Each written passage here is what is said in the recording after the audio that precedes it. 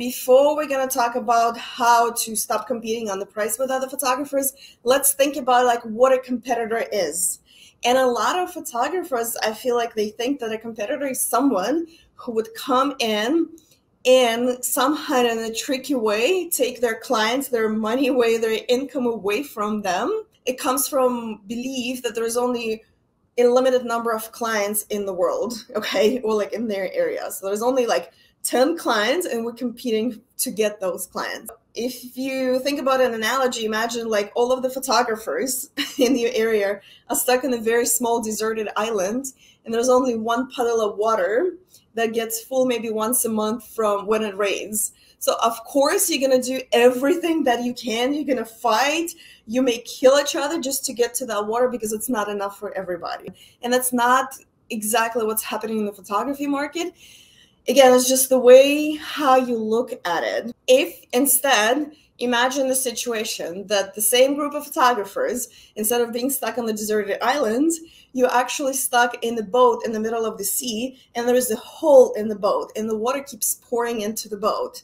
And there's only like so many people in the boat. So you try to kind of like take the water out, but it keeps coming into the boat.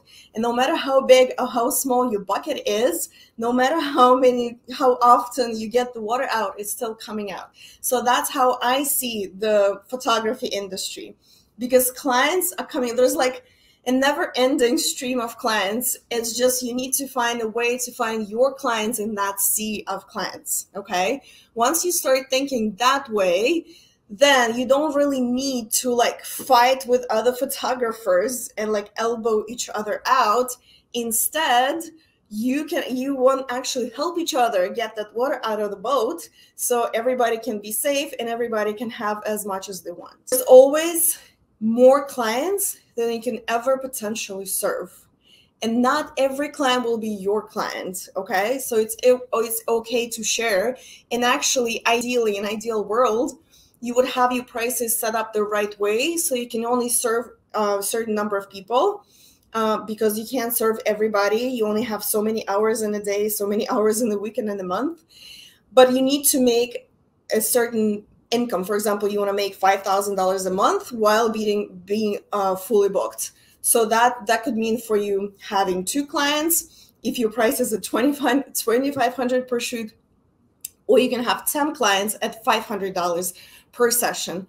It does not matter what it means to you in terms of numbers, but just imagine that once you're fully booked, you will still get inquiries, but you can't serve them. So what do you do with them? And actually, in my opinion, to better serve those clients, if you absolutely cannot help them yourself, I would rather send them to another photographer that I can trust. So that's how you build community. And that other photographer will send you their clients back because they will remember that, that gesture of kindness and generosity from your end as well. But also, even from one client, you can get multiple sessions. For example, they came for a maternity session and then you offer them newborn session, 3 months, 6 months, 9 month, 1 year old session. Then they come for a family session. Then they come for Christmas card session, and so many things that you can sell to them. So you don't need to go look for another client. Honestly, you can just serve well to the client that you already have, and don't waste your resources on marketing and like competing with others. Okay. So ideally, once you find your pool of clients, they're just going to keep coming back over and over and over and over again. Also make a partnership. So instead of sending the clients for free to everybody, you can actually agree with some photographer who needs a little bit of help from you that you would maybe charge them some kind of percentage of their booking if you send them the client their way. Again, you can be creative that way, and you don't need to be like nasty about that. This way, it's actually mutual beneficial partnership. So think about like those other ways of working together instead of competing. Also, you need to understand that some of the clients, no one else will serve them as well as you do, and they don't want anybody else to serve them. So they're going to be truly just your clients. They want only you.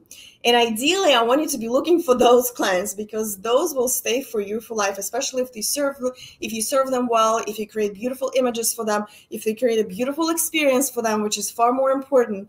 They will stay with you for life. They're going to refer to everybody else, all of their friends. So you're going to get like more and more clients in without even needing to go and compete and worry about what other photographers do. You can focus on serving those people well and making $5,000 a month or more, and eventually get fully booked. So you don't even have to worry about other photographers. Okay.